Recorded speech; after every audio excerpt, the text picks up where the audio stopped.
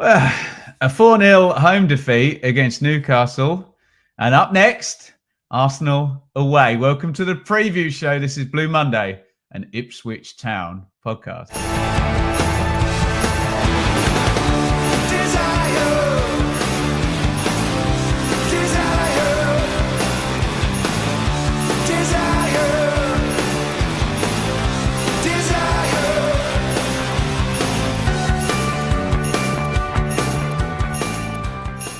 Does the Newcastle game have any relevance to this one, Seb? Are you more or less daunted? And being daunted will be a theme of this, guys. I hope you understand this is a tricky game, but I suddenly feel more nervous after the performance against Newcastle. Welcome, Seb.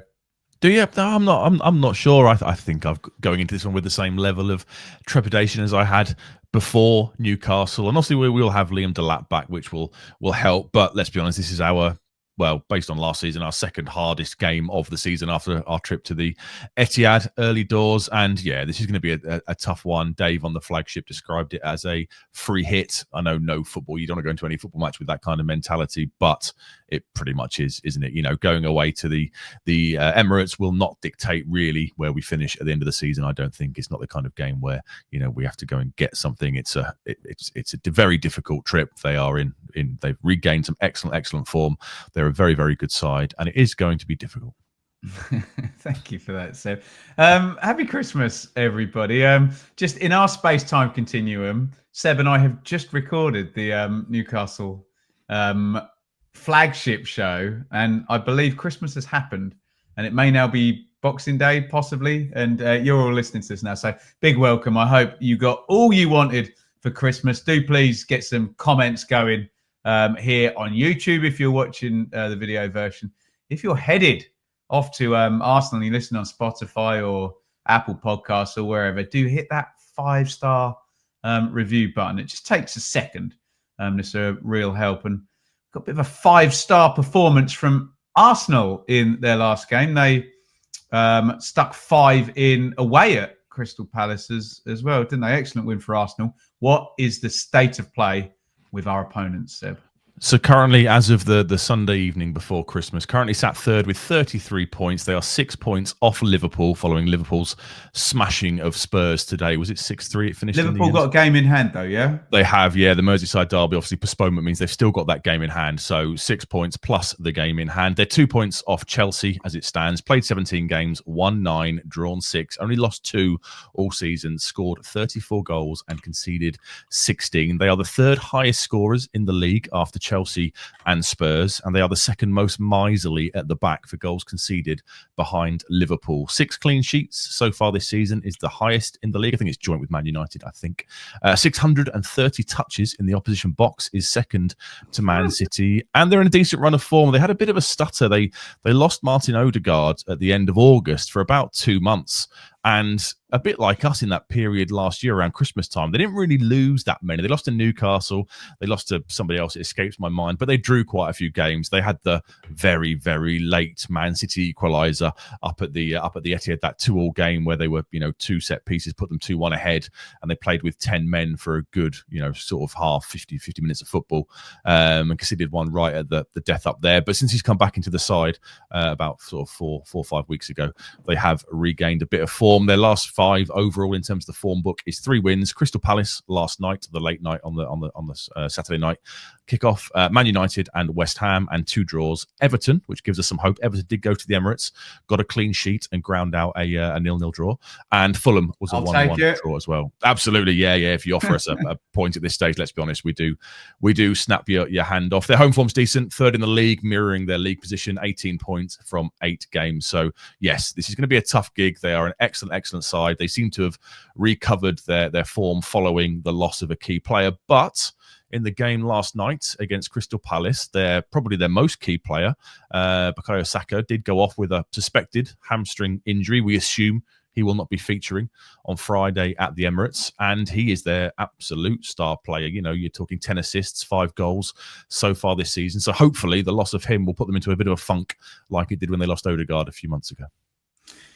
If you'd have told me that Man City were going to have some complete meltdown this season in the Premier League and someone was going to be away and clear now at the top, you'd have thought it would be Arsenal, wouldn't you? I wonder if their fans are almost actually, even though the door is still wide open with this very strange Premier League title race, I wonder if the Arsenal fans are a bit disappointed and thinking, oh, come on, this is a big, big chance this season for Man City to not win the title.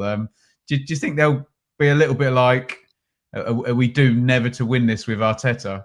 100%. It will be a real missed opportunity, won't it? If they'd have played how they had done for the last 2 seasons, finished second the last 2 years, they finished 2 points behind in City last year. Was it 4 points behind a couple of years ago? If they'd have had that kind of form, then they'd probably be where Liverpool are now and be, kind of sailing off into the sunset. Nobody predicted the start that Arne Slot would have at Liverpool. Nobody predicted Chelsea would be second either.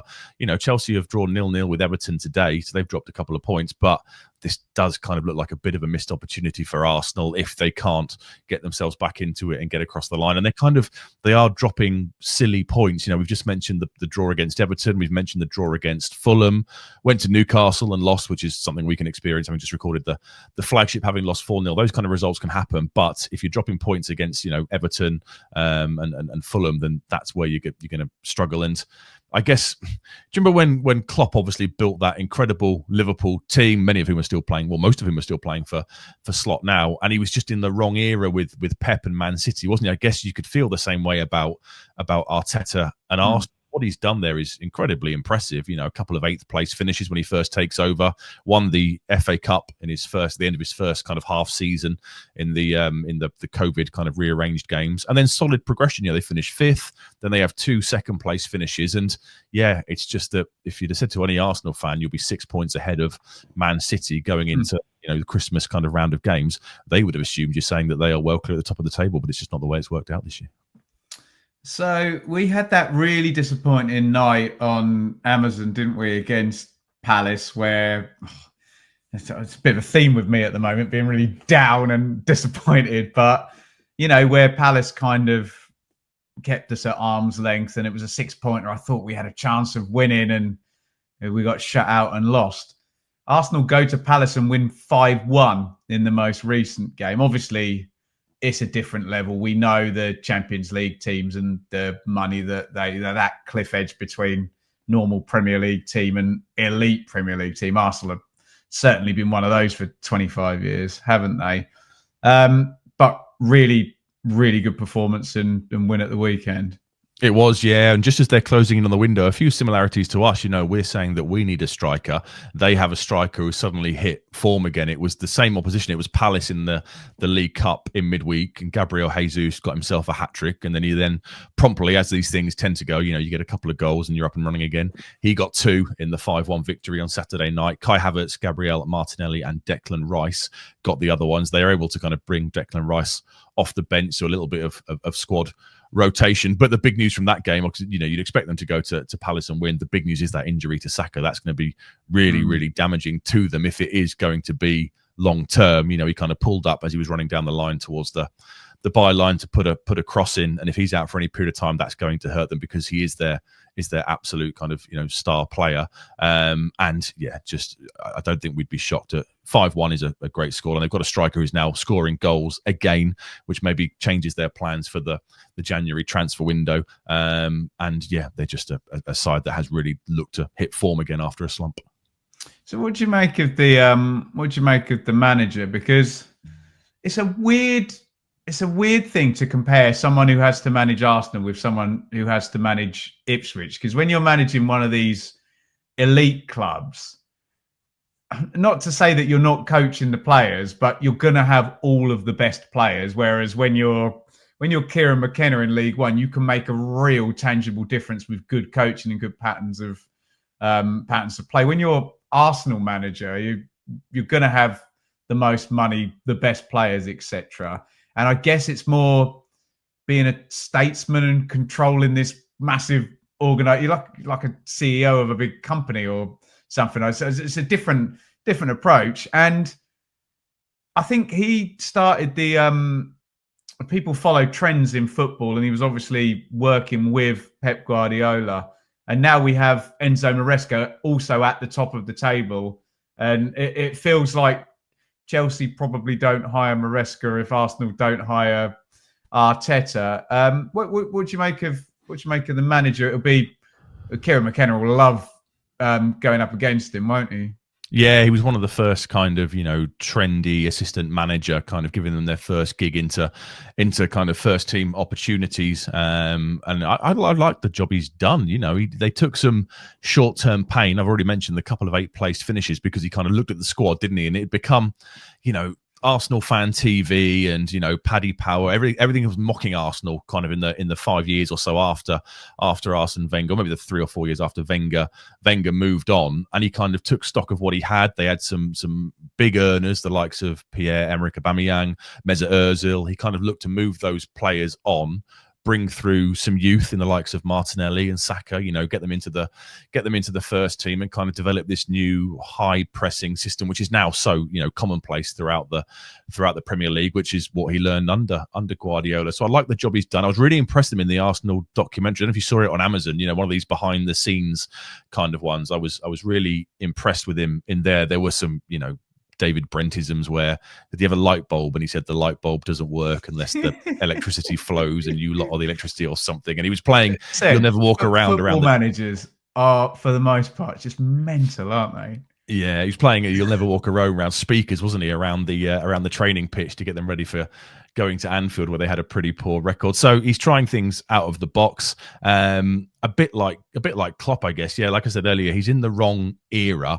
If they finish second again this season with a high, the points total won't be as high this year because of City's drop off. But if he gets 85 points and they lose out to Liverpool by a couple of points, then you've got to feel sorry for him, haven't you? And kind of sometimes you have to hold your hands up and say, I've done everything I could possibly do, and I was just beaten by an absolute genius on a few occasions.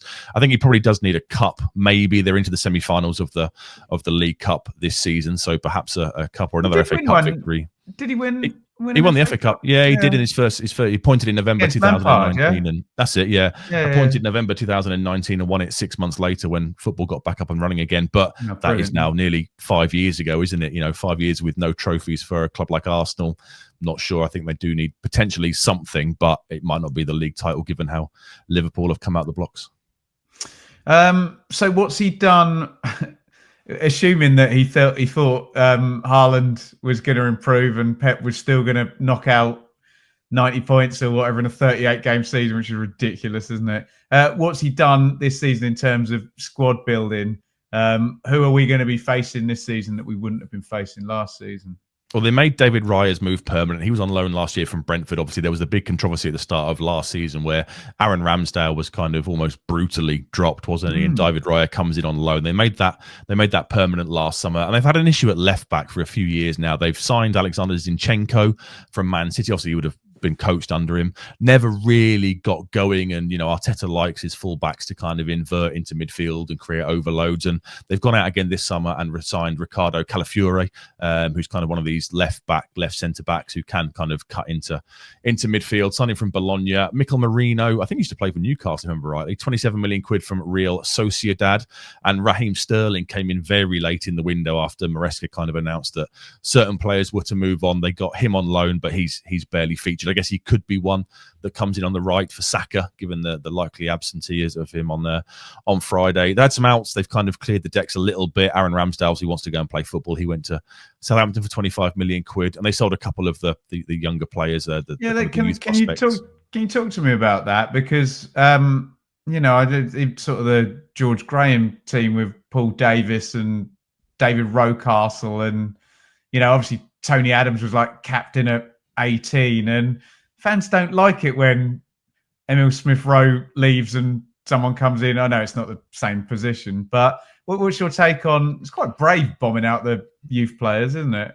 It is, yeah. And the Emil Smith-Rowe one kind of backfired a little bit because he would have been a tailor-made replacement to come in for Odegaard during that 2 months or so that he was out injured. He's gone to Fulham for £27 million and is doing pretty well so far this season. And Eddie Nketiah, who was very much the backup kind of striker to Kai Havertz last year and Gabriel Jesus, he went for £25 million to Palace, and he hasn't really pulled up too many trees since going there. So I guess in a world of FFP and PSR rulings, if you can bring in pure profit for academy players, which you can then look to reinvest in the future, that's quite smart. But yeah, like you say, not too many fans would like to see homegrown players move on, but it's the world we're in, isn't it? Aaron Ramsdale wasn't a surprise. He clearly wants to go and play football, and Southampton got themselves a relatively decent keeper there.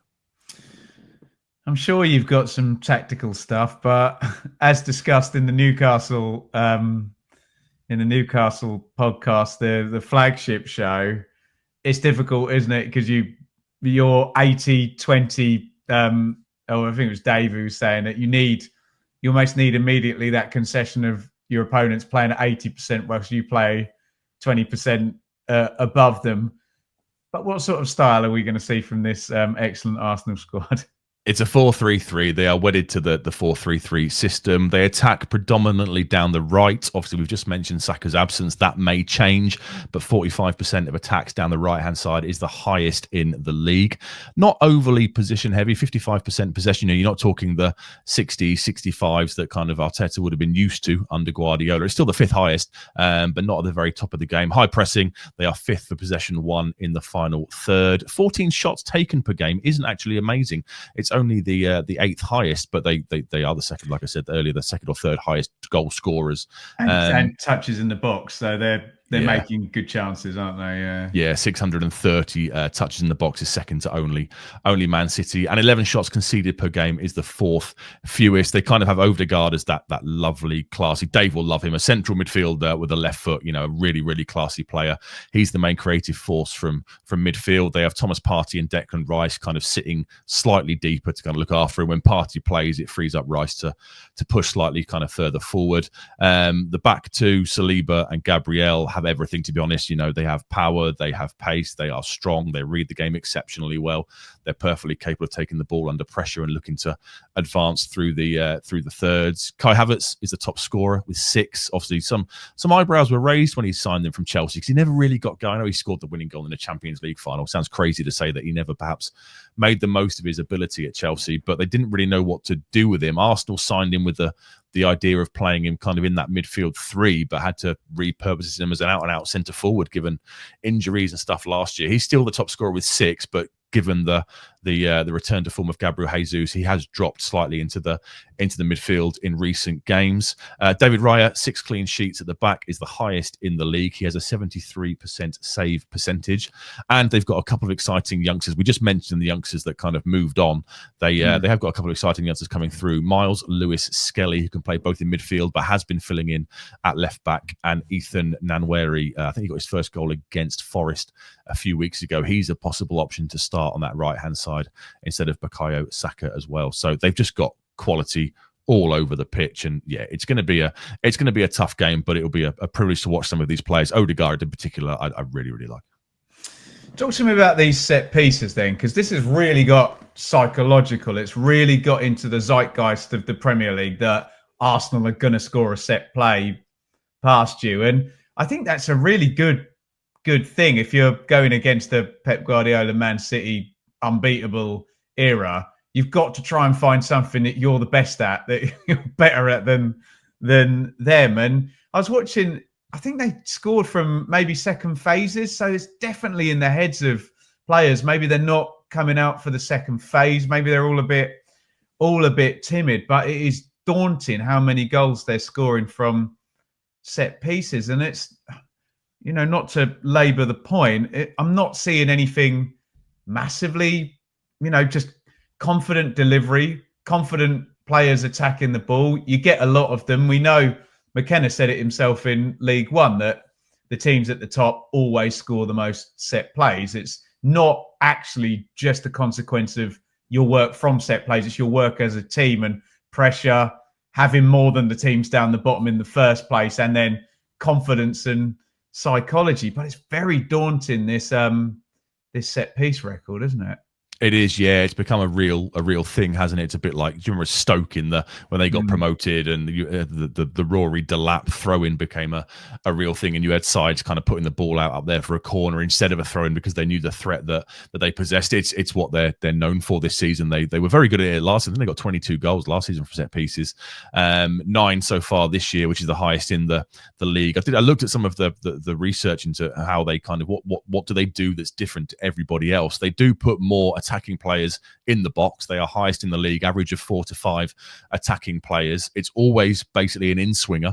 96% of their corners are in-swinging. It's normally Saka from the right-hand side, swinging it with his left foot, and Declan Rice. They always seem to drop the ball right onto the 6-yard box, basically. They have sort of a 78% success rate of hitting the 6-yard box, which was way ahead of any other kind of clubs in the league. And yeah, it's just something they're known for now. They kind of have these, do you remember in the England World Cup in 2018, we saw all the players line up, and they were ahead of the curve on that, weren't we? Yeah, they would like the last minute kind of make breaks and try and deceive the blockers.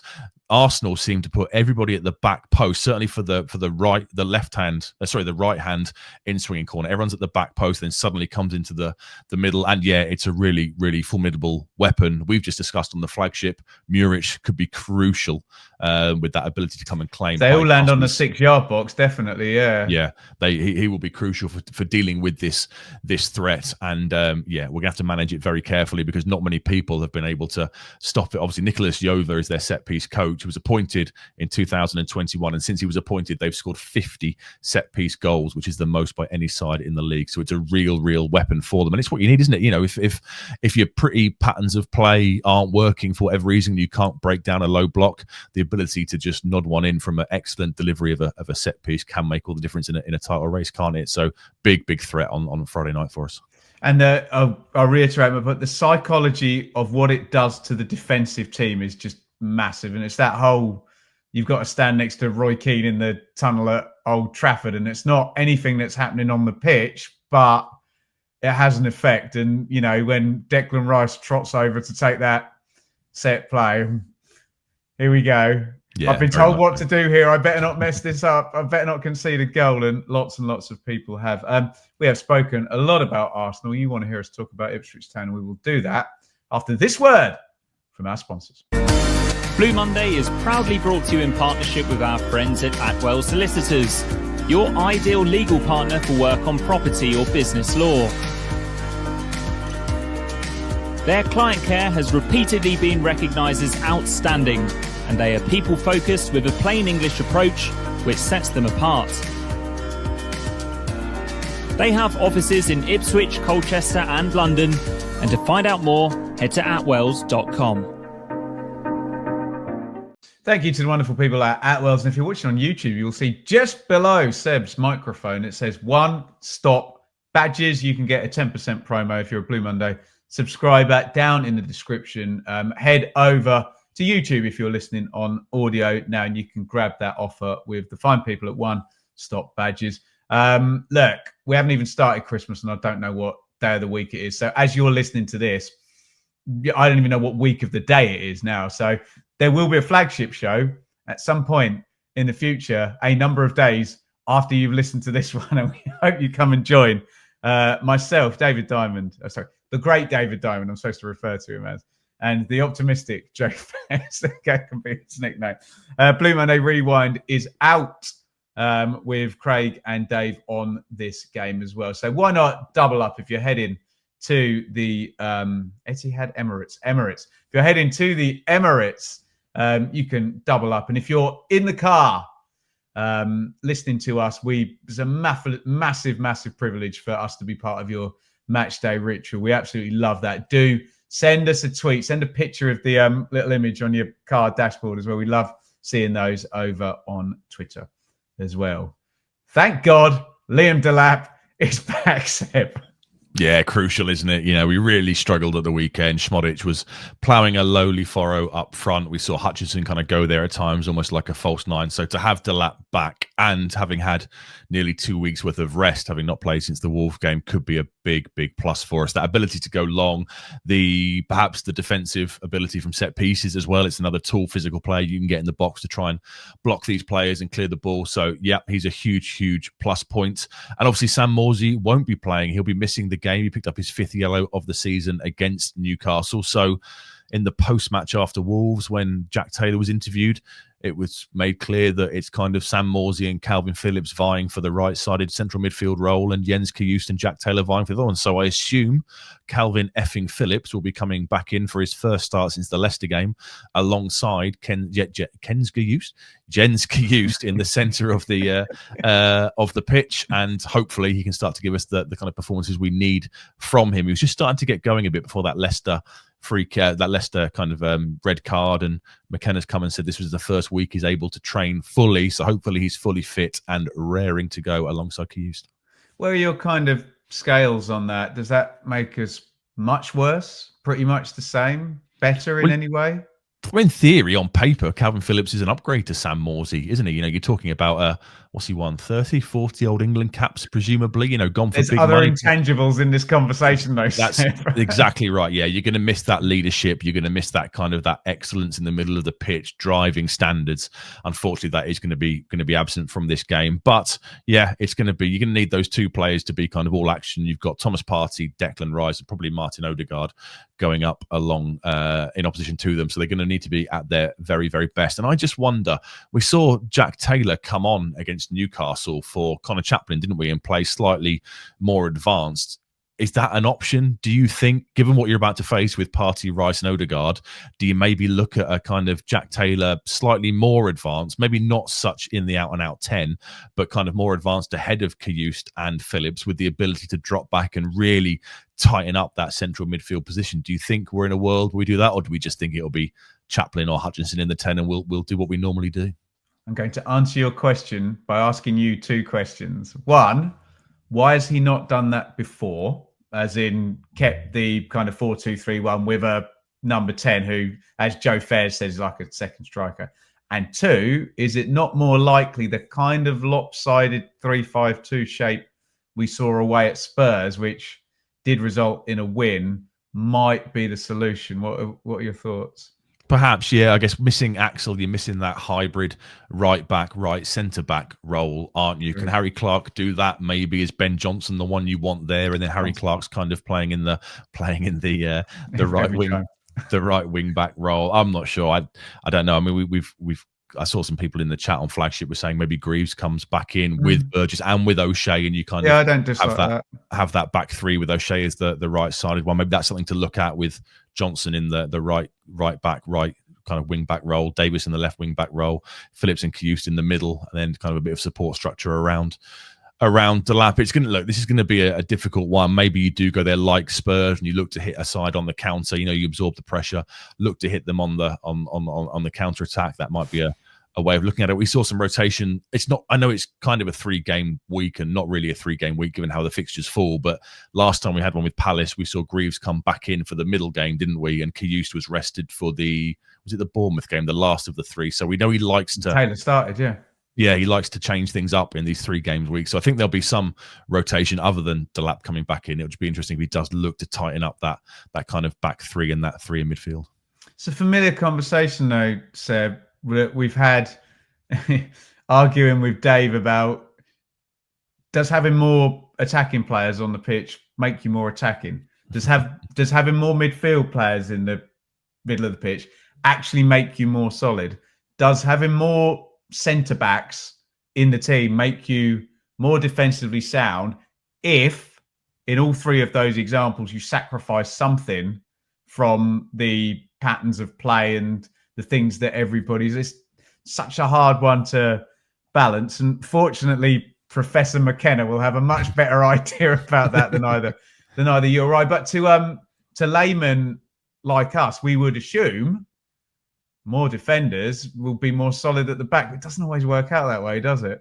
It doesn't know, and is it a big risk to change something that is so, wedded into how we play? When McKenna first came in, it was that kind of 3 at the back hybrid with Donassi in, but we looked to move away from that. It very much became a 4-2-3-1 for the last kind of, certainly the last 2 years, I would say, of the McKenna rule. So do you risk bringing in some uncertainty and some confusion by changing back to it? I don't know. In fact, if Swanzabi was available, I'd say in a heartbeat, yeah, do it, because, he's so good at that role, and his pace is exceptional, but him missing means I think it's a bit difficult to kind of try and employ that 3 at the back really successfully. Interesting. Let us know your predicted 11s down there in the chat. So we're assuming, Seb, that we will definitely see Aro Muric, Dara O'Shea and Leif Davis in the back 4. Give me some names then. Greaves or Burgess, and Clark or Johnson.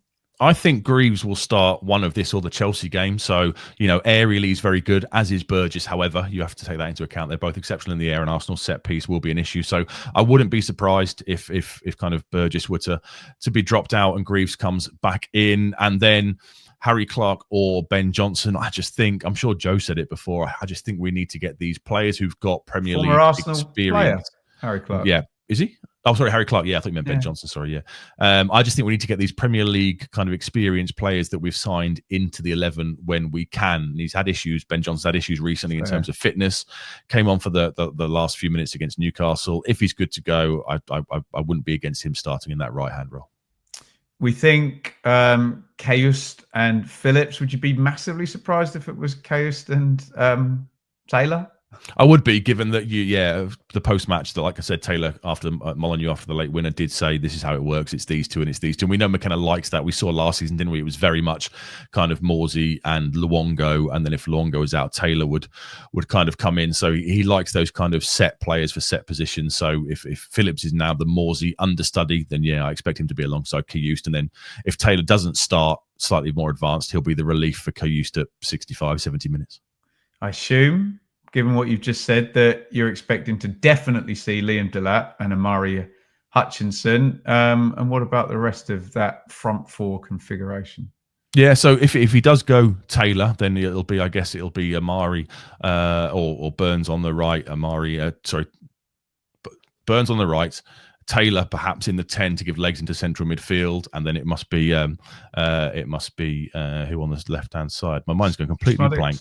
Yeah, Smodic away from home. Yeah, I mean, he struggled a bit against Newcastle, but given the physicality of their backline, an away game's probably where you want him being that pest and buzzing around, and then Delap up front to kind of create the space and create havoc for them. So yeah, I would go with Amari down the right hand side, Taylor potentially in the 10 to add some midfield legs, and then Smodic down the left behind Delap.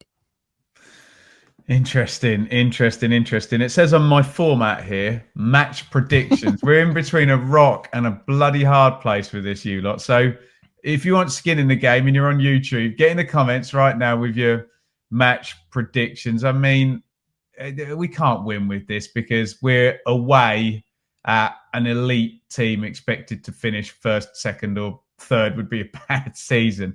So the obvious call is that Ipswich will lose away at Arsenal. So it's a very hard position, and some people struggle, I think, emotionally. I get told, you should always back your team, Ben, and I'm like, that's not predicting, that's supporting. I always support my team. I'm asked to predict by lots of people on the internet, sadly, and I will predict that Ipswich will lose this game by 3-0, Seb, and that does not make me happy at all, and I hope I'm wrong, but please understand the difference between support and predictions. What's your prediction, Seb?